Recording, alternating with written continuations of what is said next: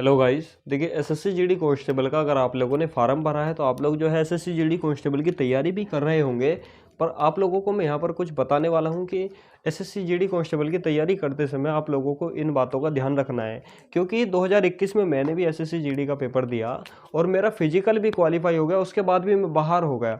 तो जो गलती मैंने की पढ़ाई के संदर्भ में, जो गलती मैंने की वो गलती आप लोग ना करें।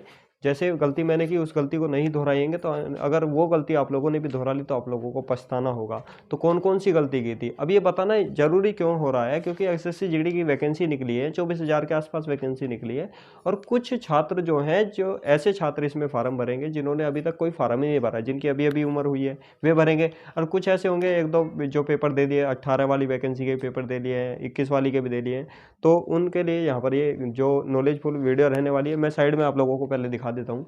ये मेरा जो है पीईटी का एडमिट कार्ड है, जो फिजिकल के लिए एडमिट कार्ड मिला था, इसमें मेरा फ़ोटो भी है। अब देखिए, जब मुझे फिजिकल भी मेरा कंप्लीट हो गया तो मेरी से क्या गलती हुई, जो एग्ज़ाम टाइम में क्या गलती हुई, जो मैं बाहर हो गया। अब सबसे पहले देखिए कि अगर किसी भी एग्ज़ाम को देंगे हम, अगर कोई भी एग्ज़ाम दे लेते हैं, उसमें हमें कितने 4 सब्जेक्ट मिलते हैं। कैसे मिल रहा है कि अगर मैथ मिल रहा है, मैथ के साथ में आप लोगों को रीजनिंग भी मिलेगा, रीजनिंग के साथ में आप लोगों को हिंदी भी मिलेगा, हिंदी में आप लोगों को जीएस भी मिलेगा। ठीक है, जी के जीएस भी मिलेगा, करंट अफेयर भी मिलेगा।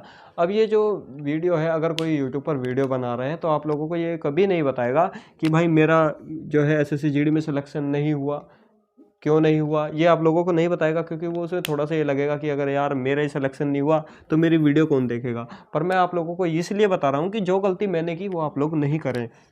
अब सबसे पहले देखिए, मैंने इंटर की पीसीएम से, फिजिक्स केमिस्ट्री मैथ से मैंने इंटर की।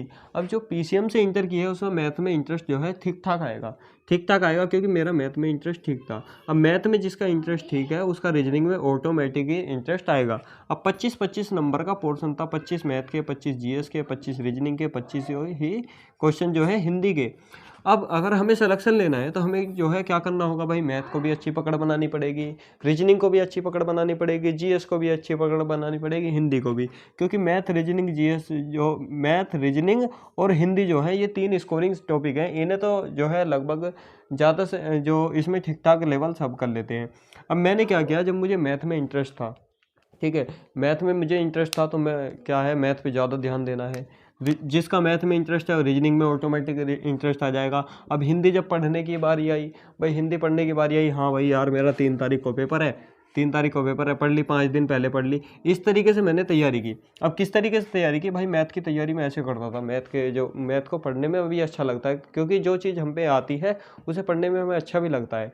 अब मैथ के लिए मैं क्या, कि मैंने अगर कोई क्लास ले ली, अब मैं बिल्कुल डीप जाता था, कि जैसे अगर नंबर सिस्टम भी चलाया, अगर उसकी 15 क्लास है तो भाई मुझे 15 की 15 ही क्लास लेनी है।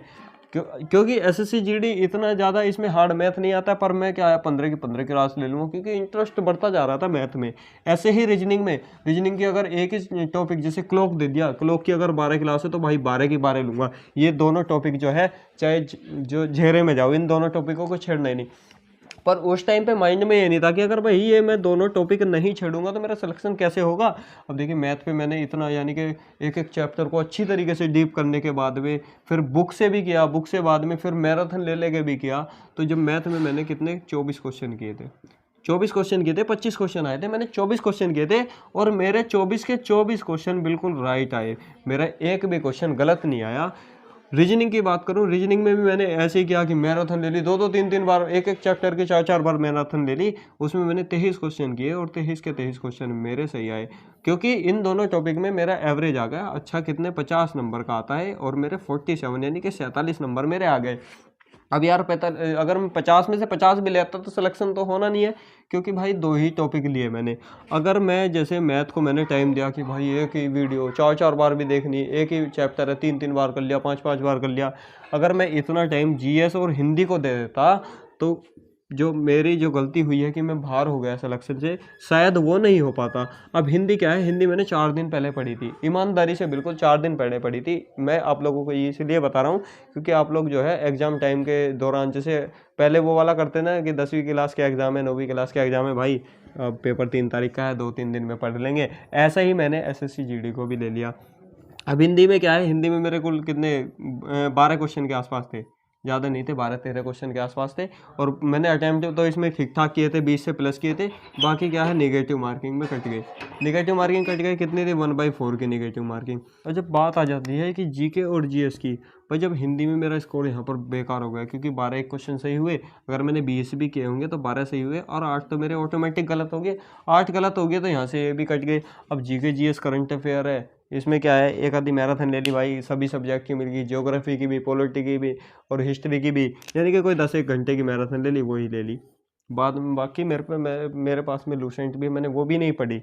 हर एग्ज़ाम के लिए बता रहा हूँ मैं, हर एग्ज़ाम के लिए मैं केवल मैथ और रीजनिंग इन पर कमांड डालता हूँ। अब जीके जीएस में मेरे मुश्किल से मुश्किल ऐसे ही थे, 8-9 नंबर थे, 8-9 नंबर थे, पर इसमें मैंने ज़्यादा अटैम्प्ट नहीं किए थे, यानी कि नेगेटिव मार्किंग में मेरे इसमें कटे नहीं। मेरा क्या था, मेरा जो इसमें 2 नंबर का नॉर्मलाइजेशन मिला था, लगभग 2 पॉइंट कुछ नंबर का नॉर्मलाइजेशन मिला, तो मेरा जो पेपर है क्लियर हो गया। पेपर क्लियर हो गया, कट ऑफ से मेरे लगभग जो इसमें 5 नंबर के आसपास, नॉर्मलाइजेशन के बाद में 5 नंबर के आसपास मेरे बन गए। पीईटी के लिए बुलाया गया, रामपुर में मेरा फिजिकल हुआ था, सीआरपीएफ कैंप रामपुर है जो, उसमें पीईटी के लिए बुलाया भाई। 24 मिनट में रेस होती थी, मैंने लगभग 21 मिनट में रेस जो अपनी पूरी कर ली, चेस्ट वगैरह सब आ गई, तो यानी कि वहाँ से अपना फिजिकल भी क्वालिफाई हो गया।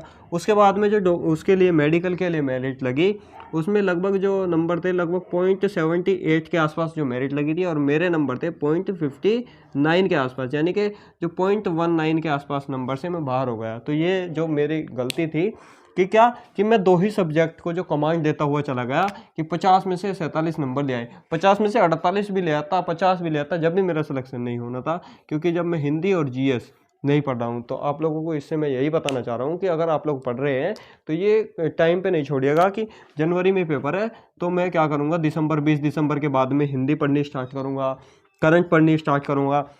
भाई जब पढ़ रहे हो तो चारों सब्जेक्ट है, इन्हें एक साथ लेकर चलो। भाई इतना तो फ़र्क हो सकता है कि मैथ को आप लोगों ने 1 घंटा दिया, और जो हिंदी को आप लोग जो है 30 मिनट या 40 मिनट दे रहे हैं, इतना तो चल जाएगा। पर इतना नहीं चलेगा, जैसे गलती मैंने की, इस गलती को आप लोग जो है नहीं दोहराइएगा। अगर ये गलती आप लोग दोहराते हो तो सिलेक्शन कभी नहीं हो सकता, अगर किसी भी एग्ज़ाम में लेकर किसी भी एग्ज़ाम में सिलेक्शन नहीं हो सकता। अब आप लोग मुझे बताइएगा कमेंट में कि आप लोगों को ये मैंने जो बात बताई है ये आप लोगों को कैसी लगी, क्योंकि मेरे ऊपर तो गुजरी हुई है। अब जो बताता है ना इंसान कि भाई हाँ मेरा सिलेक्शन नहीं हुआ था, किन कारणों से नहीं हुआ था, अब ये मैंने आप लोगों के साथ में शेयर कर दिया, तो आप लोग इस गलती को बिल्कुल नहीं करिएगा, ठीक है। अब आप लोग जो चैनल पर अगर हमारे साथ नए हैं तो चैनल को सब्सक्राइब कर लेना और बेल आइकन दबा देना। इस तरह के अपडेट जो है मैं आपको हमेशा देता हूँ।